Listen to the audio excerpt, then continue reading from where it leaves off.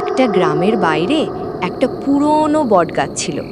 গ্রামের সবাই বলতো ওই গাছে নাকি একটা ভয়ঙ্কর ভূত থাকে, তাই সন্ধ্যার পর কেউ ওই রাস্তা দিয়ে যেত না। কিন্তু একদিন রাতে এক চালাক চোর গ্রামের জমিদারের বাড়ি থেকে একটা হাঁস চুরি করে পালাচ্ছিল।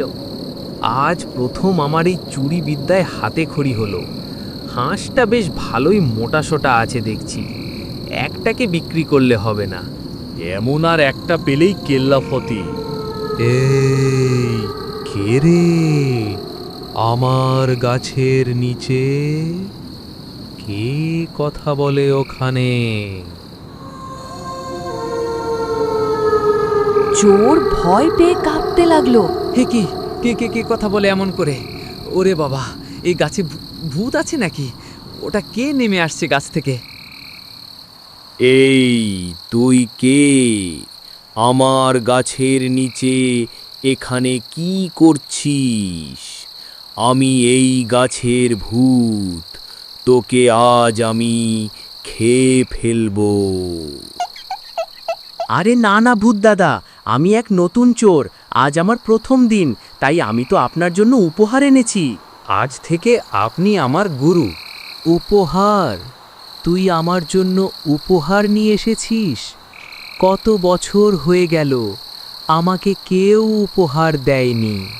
হ্যাঁ, আর ভূত দাদা মন খারাপ করবেন না, এই মোটা হাঁসটা আপনি খান। আমি আপনার জন্য কাল আরও বড় মুরগি এনে দেব। এখন আমি যাই।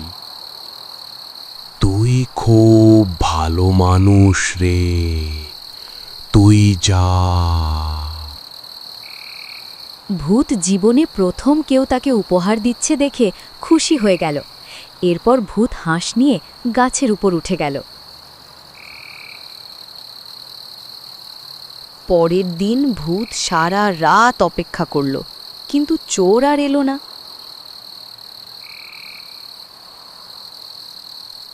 তৃতীয় দিনেও চোর আসছে না দেখে চতুর্থ দিনে ভূত রেগে গিয়ে গ্রামে নেমে চোরকে খুঁজতে লাগল। এইদিকে প্রায় সকাল হয়ে গিয়েছে, কিন্তু ভূত তাকে মোটেও ছাড়বে না। কিছুক্ষণ পর সে চোরকে দেখতে পেল। বেটা আমাকে ঠকিয়ে এখন চায়ের দোকানে আড্ডা বসিয়েছে, আজ আমি ওর ঘাড় মটকাবো।